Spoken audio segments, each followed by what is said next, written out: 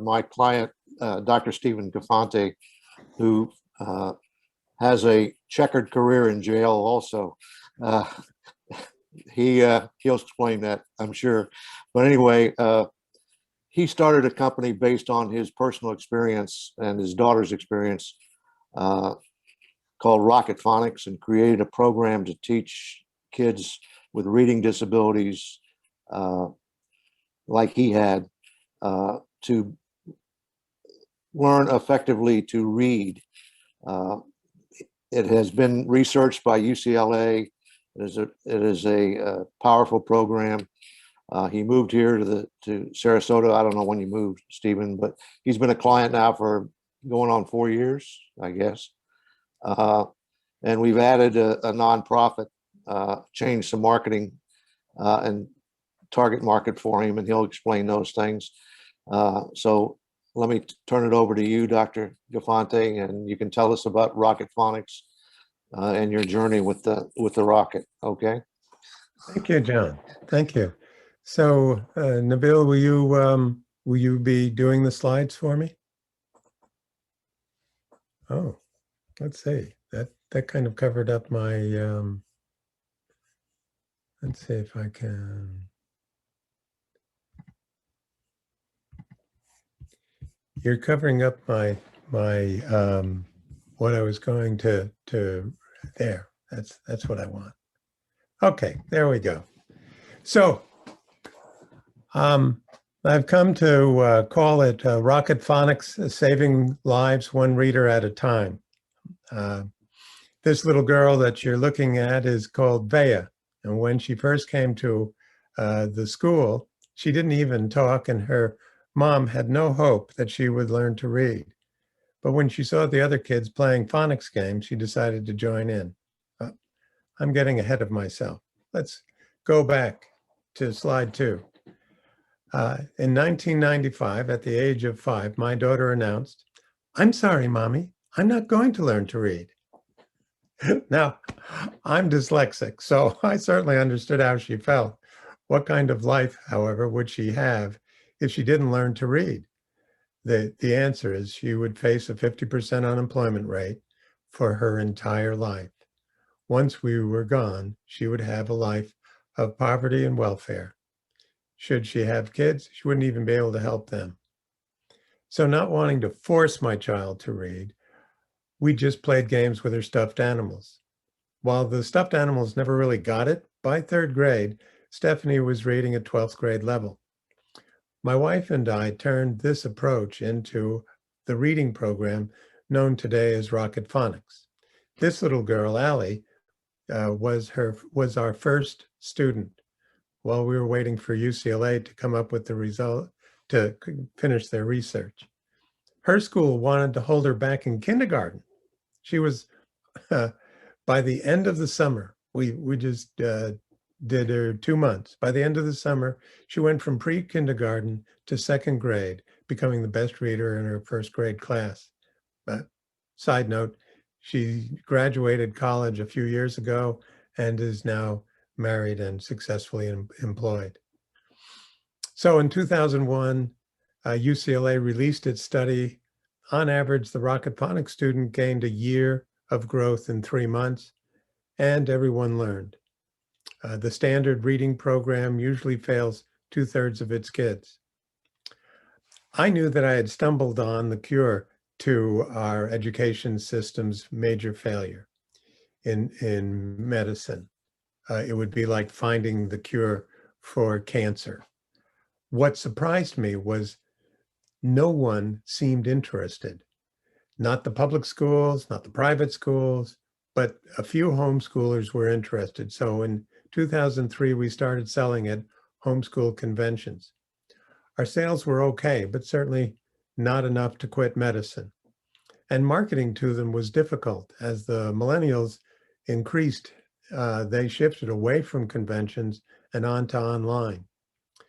So I went to the SCORE office in about 2006 out in Southern California and got a mentor. I took his advice, but it really didn't move the needle at all. I studied marketing, which really is over my head.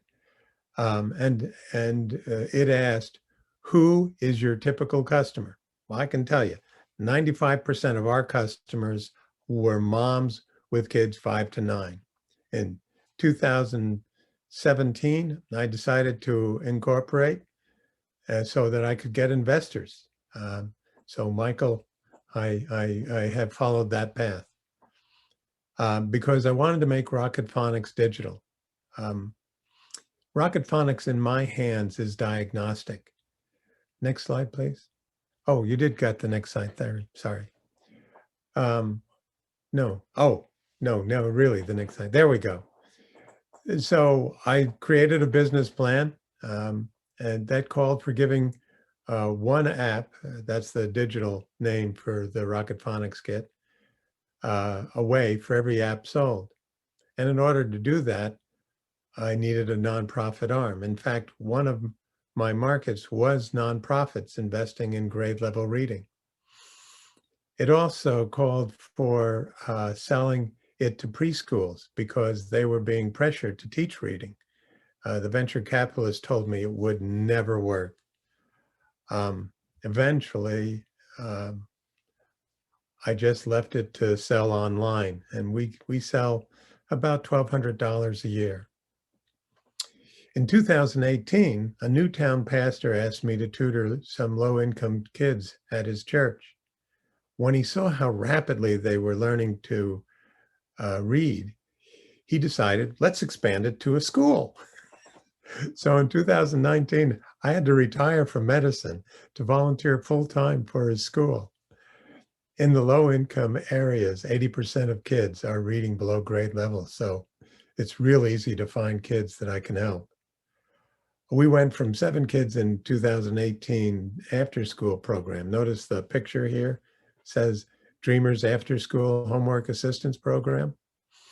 Well, basically before I came, they weren't assisting, they were just doing the homework for the kids.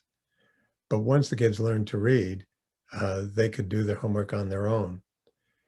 So we went from 7 kids to 20 kids in a school and growing to 30 and added 3 other Newtown churches. Well, actually one's in Manatee. Next slide, please. So in 2020, Rocket Phonics increased its sales by 139%. First quarter 2021 is on track to see a similar increase. Rocket Phonics Foundation received $30,000 in its first year, 2020, and its first quarter of 2021, it's over 21,000. And then COVID hit and the schools were closed.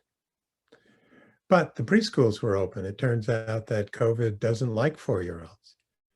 So the Early Learning Coalition advises every VPK in the county. When they found out about Rocket Phonics, they asked me to create a kind of a prequel that will meet VPK standards. As you remember, my daughter was 5, not preschool age. So I just finished the prequel last week. This, by the way, is Zaya. She's from the school. Before it closed, she got a statewide award for most improved student. She went from roughly kindergarten to 3rd grade level in about 3-4 months.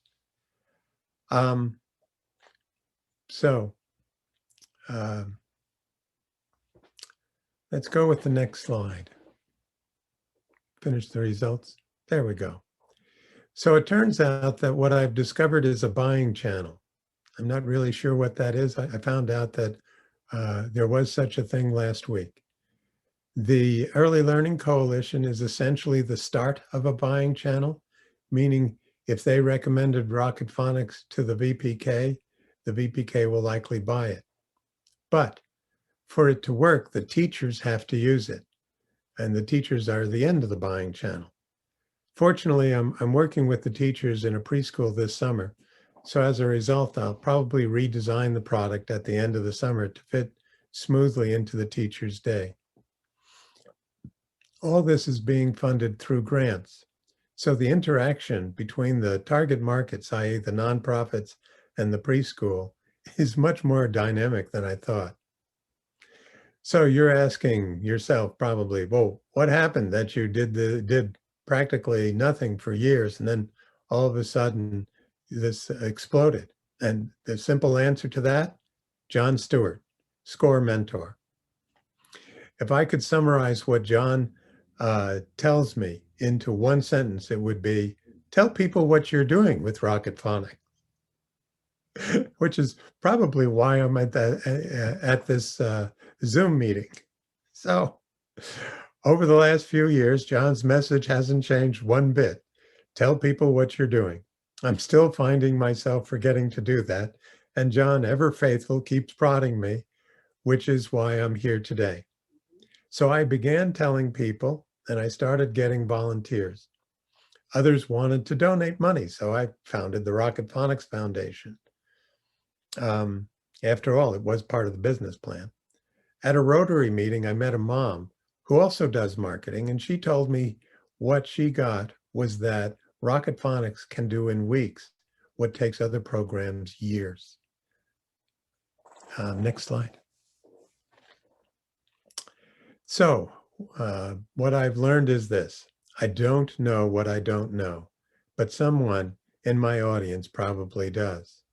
Be it the mom who told me my unique advantage of or the board member who rewrote my grant to get it accepted. This couple is called Ann and Bill Templeton, and they founded a foundation here in Sarasota that gave me my first grant. And just for your own information, I have written 103 grants, all of which have been basically denied. But my board member wrote one and got us $22,500. So one of the things I know I don't know is how to write grants. All right. So what was going on gradually dawned on me. I've been asking, from my point of view, my product solves the educational problem in this country that has existed for 60 years. So my first question was, why wasn't it selling?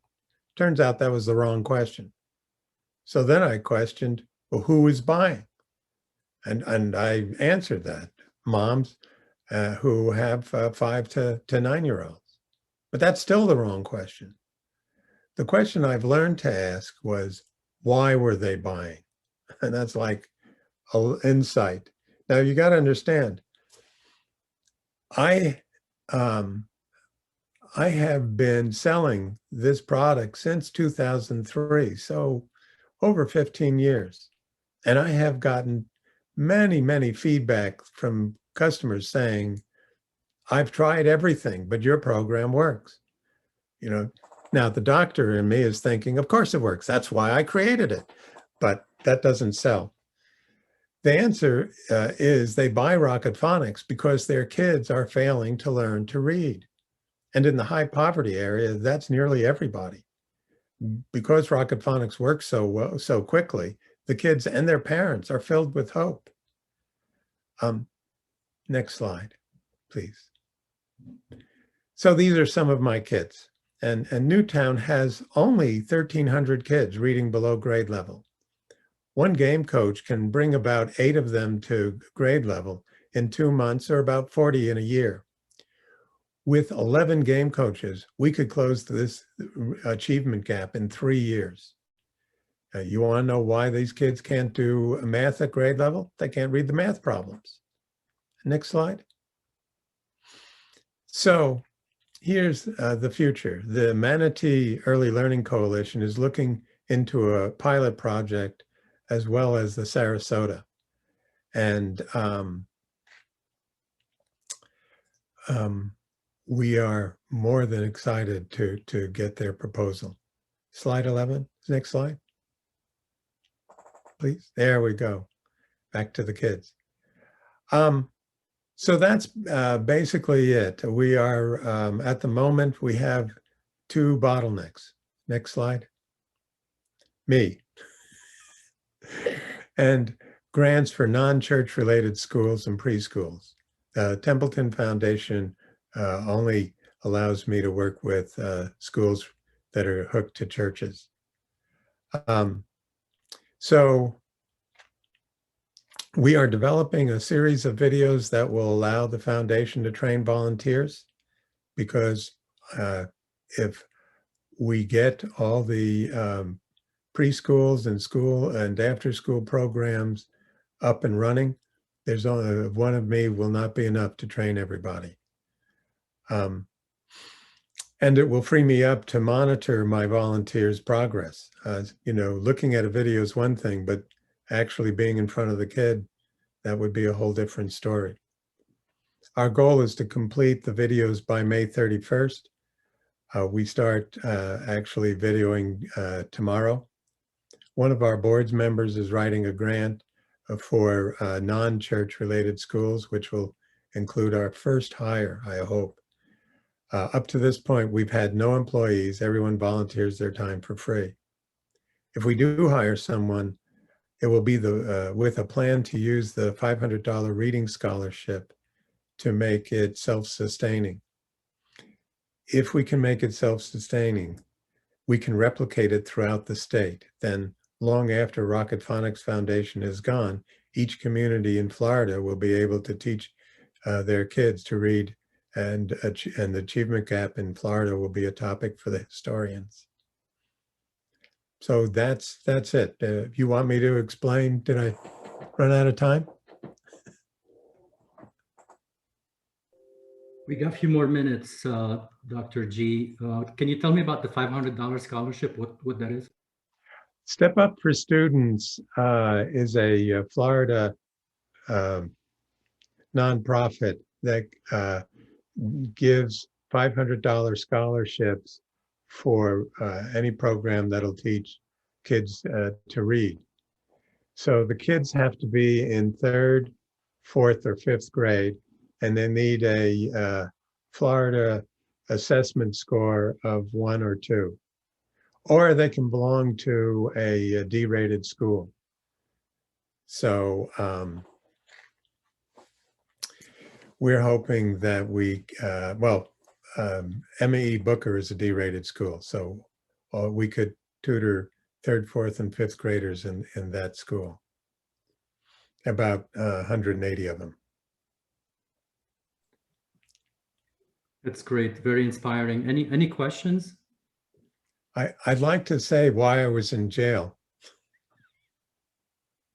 So I started out my medical career at LA County Jail, which is basically children killing children. And about the time my daughter decided she didn't want to learn to read, research showed that if you taught these kids to read at grade level, they'd stop, 80% would stop killing one another. And if you've ever had to look a parent in the face and say, "I'm sorry, your son is dead," you can imagine the relief in being able to teach these kids. And it is actually the source of why I say saving lives one reader at a time. You know, we literally will do that for the kids in Newtown, and they'll never know. Thank you for everything you're doing for the kids, for your volunteering time, for presenting to our members today. John, thanks for the introduction. I really appreciate it. Yeah, well, we ex-cons have to keep together, right, Mike? Anyway, so anyway, yeah, thanks, Dr. G. Appreciate it, and we'll see where we go from here. Jack Morris wrote, "Please elaborate why people buy." Okay. People buy because the parents want their kids to read, and they can see their kids failing in school because they can't. And that's why they take a product, and the normal reading program for a kid is like $20. Mine is $200. So why they make the jump from 20 to 200 is, well, I think it's because they don't want their kid living with them for the rest of their life. But as I understand it, Nabil ended up having his kid move back in. So maybe I'm just being optimistic. Did that answer your question, Jack? Even though they come back, you're always working on an exit strategy. You, Right. okay, good. Any other questions? Hi, I have a Jennifer. question. Yes. I'm just curious. I'm just thinking through all the reasons why a child might be struggling to learn to read. Oh, And so I'm just curious how your program may address the different needs, or if it's one approach. Oh, okay. So there are basically three reasons why a child doesn't learn to read. The first is his inadequate phonics program. The second is lack of vocabulary, very common among the Hispanics and people who don't actually speak English. And the third is lack of visualization. So we treat all of them. I'm sorry if I use doctor languages. We serve all those customers. And you will find that roughly 25 million kids are not learning to read at grade level because of an inadequate phonics system. And Rocket Phonics uses an initial teaching alphabet. So you know that there are 5 vowels in the English language. But that's really only 5 vowel letters. They're actually 13 vowels. And unfortunately, every word has a vowel in it. So if you give them 5 letters and only 5 letters to represent 13 vowel sounds, the odds that they will get the word right is 5 out of 13 if it only has 1 vowel. If it has 2 vowels, it becomes 1 out of 7. 3 vowels, it's 1 out of 20. So the 1/3 of the population that are reading at grade level are fundamentally memorizing their words.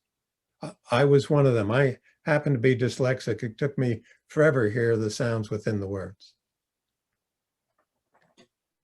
So the game actually diagnoses what's going on with the kid, and then if I get to digitize it, I will be able to put the answers into the computer program, and we'll just change the games as needed. Does that answer your question? Thank you. It does. Sure. Thank you. Thank you, Jennifer. Well, I like to quote Boris, the 3 T's of a startup: team, technology, and traction. It looks like the technology is there. Maybe it could be improved by being digitalized. You're building a team of volunteers, and you're on your way to create traction. I think Boris will be proud of you. Oh, good. Okay, let's move on to our next